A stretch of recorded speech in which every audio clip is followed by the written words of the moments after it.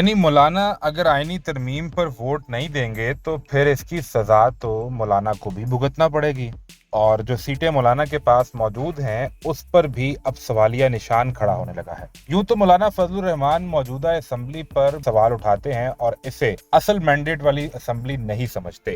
اس کے باوجود مولانا کئی دفعہ یہ کہہ چکے کہ ہمیں ملک کی مفاد اور ریاست کے لیے اگر کوئی کام کرنا ہے، کوئی فیصلہ کرنا ہے تو وہ اس اسمبلی سے بھی کیا جا سکتا ہے۔ لیکن مولانا نے آئینی ترمیم پر حکومتی مسودے کے مطابق ووٹ دینے سے انکار کیا، اپنا مسودہ بنانے اور اس کے مطابق آئینی ترمیم کرنے کا اعلان کیا، تو اب مولانا فضل الرحمان کی JUIF کی سیٹیں بھی خطرے میں پڑ گئی ہیں۔ پہلے یہ سلسلہ تحریک انصاف کے ساتھ جاری تھا، لیکن اب اس شکنجے میں مولانا بھی پھنسیں گے۔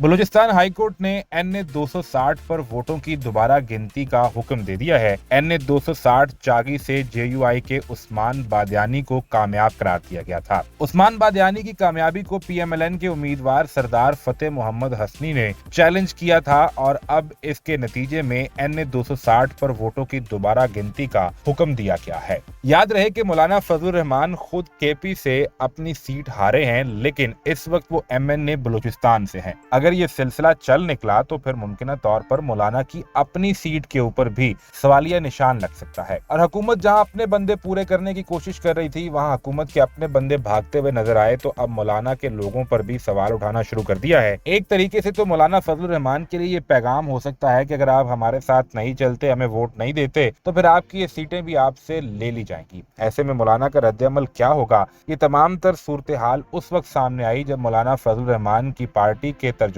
سینیٹر کامران مرتضیٰ نے ایک پروگرام کے دوران کہا کہ ہم نے PTI کو یقین دہانی کروا دی ہے کہ آپ محفوظ اور مضبوط ہاتھوں میں ہیں، ہم آپ کو نا امید نہیں کریں گے۔ اب نا امید نہیں کریں گے، اس حوالے سے JUI نے PTI کو یہ یقین دہانی کروائی ہے کہ جو مسودہ JUI نے بنایا ہے اس میں آئینی عدالت کا قیام نہیں بلکہ آئینی بینچ کے قیام کی ایک تجویز دی گئی ہے، جس کے مطابق 5 سینئر ترین سپریم کورٹ کے ججز پر مبنی ایک آئینی بینچ بنایا جائے گا جو آئینی درخواستوں اور آئینی معاملات سے نپٹے گا، جن کی تعداد لگ بھگ 200 کے قریب ہے۔ اس کے علاوہ ججز کی سپریم کورٹ میں تعداد بڑھا لی جائے، اسے 25 تک کر لیا جائے، جو دیگر 60,000 کیسز کا بوجھ سپریم کورٹ پر ہے اسے ختم کریں گے۔ ایسے میں اب مولانا کی تجویز مانی جائے گی یا حکومتی مسودے کے مطابق ترمیم ہوگی؟ جہاں یہ سوال موجود ہے وہاں یہ سوال بھی موجود ہے، کیا مولانا کی سیٹیں بھی بچ پائیں گی یا وہ بھی اڑ جائیں گی؟